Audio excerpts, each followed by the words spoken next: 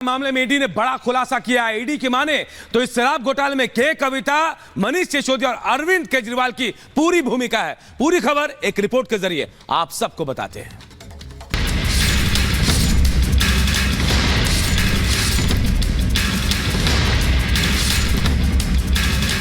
Bharatiya Janata party के दबाव में ईडी सीबीआई समन भेजती है। अरविंद केजरीवाल जी बहुत ही लापरवाह नेता हैं, वो अभी भी जांच से भाग रहे हैं। केंद्र सरकार परेशान है कि मुख्यमंत्री ईडी द्वारा गिरफ्तार नहीं कर पाए। तब वो व्यक्ति है जिसको बहुत कुछ छिपाना हो। दिल्ली के सीएम अरविंद केजरीवाल भले ही ईडी के समन पर पेश होने के नए नए बहाने ढूंढ रहे हैं, कोर्ट से मिले अग्रिम जमानत को ढाल बनाकर पेशी से बचने की कोशिश कर रहे हैं, लेकिन शराब घोटाले की जांच जैसे जैसे आगे बढ़ रही है, अरविंद केजरीवाल के किरदार और गहरे होते जा रहे हैं। पिछले हफ्ते दिल्ली शराब घोटाले में गिरफ्तार के कविता ने ईडी के रिमांड पर सुनवाई के दौरान ईडी ने कोर्ट के सामने कई चौंकाने वाले खुलासे किए। ईडी के खुलासे पर बीजेपी ने अरविंद केजरीवाल को कटघरे में खड़ा किया है और उन्हें ईडी के सामने पेश होकर सवालों के जवाब देने की बात कही है।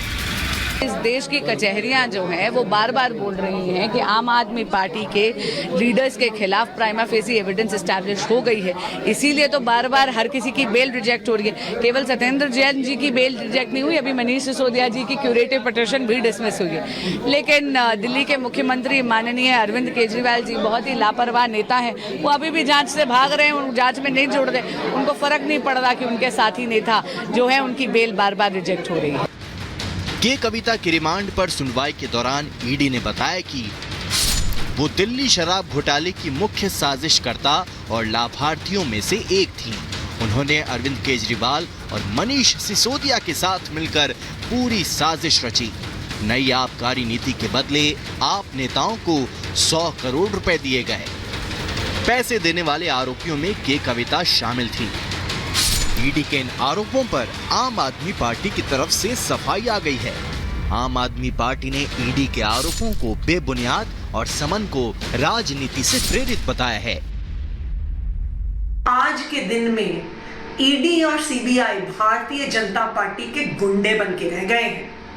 ईडी के पास अरविंद केजरीवाल के खिलाफ एक पैसे का सबूत नहीं है, फिर भी सबूत ना होने के बावजूद समन पे समन, समन पे समन, समन पे समन भेजे जा रहे हैं। ईडी इंतजार नहीं कर सकती है कि कोर्ट अपना फैसला दे, इसीलिए कभी समन देके, कभी मीडिया में बयान देके ईडी अपना असली राजनीतिक रंग दिखा रही है। ये पहले दिन से सबको पता है कि ये राजनीतिक महत्वाकांक्षाओं से प्रेरित भारतीय जनता पार्टी का सम्मन है। भारतीय जनता पार्टी के दबाव में ईडी सीबीआई सम्मन भेजती है। ईडी के सम्मन को बार बार मुख्यमंत्री जी की तरफ से कहा गया कि भाई ये इल्लीगल है। उनसे सवाल पूछे गए, उन्होंने आज तक उसका जवाब नहीं दिया। दिल्ली में शराब घोटाले में अब तक 245 जगहों पर छापेमारी हो चुकी है। दिल्ली के पूर्व डिप्टी सीएम मनीष सिसोदिया और आम आदमी पार्टी सांसद संजय सिंह सहित 15 आरोपियों को गिरफ्तार कर जेल भेजा जा चुका है। इस मामले में अब तक कुल 6 आरोप पत्र दाखिल किए जा चुके हैं, जबकि 128 करोड़ से अधिक की संपत्ति कुर्क की गई है। इसके बावजूद आम आदमी पार्टी के नेता पूरे घोटाले को फर्जी बता रहे हैं। आम आदमी पार्टी का आरोप है कि ईडी को हथियार बनाकर बीजेपी अरविंद केजरीवाल को 2024 चुनाव में रोकना चाहती है। तो वहीं बीजेपी नेता बार बार अरविंद केजरीवाल और आम आदमी पार्टी को भ्रष्टाचारी बता रहे हैं। केंद्र सरकार परेशान है कि मुख्यमंत्री ईडी द्वारा गिरफ्तार नहीं कर पाए। कोर्ट गए, कोर्ट में भी जमानत मिल गई, तो अब इस तरीके के कई मामले मुख्यमंत्री जी के ऊपर थोपने की कोशिश चल रही है।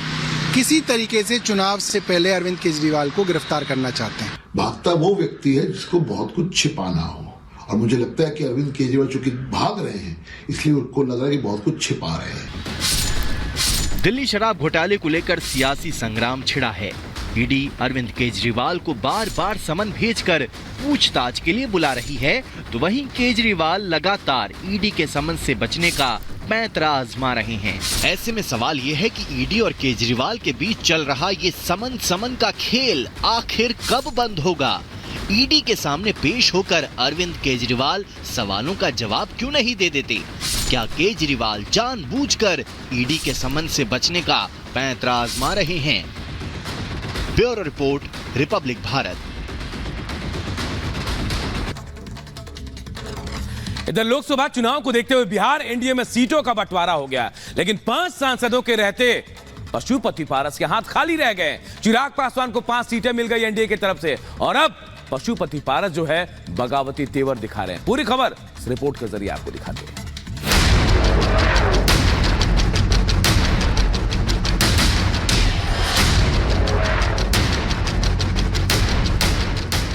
भतीजे के सियासी दांव ने चाचा को चित कर दिया है।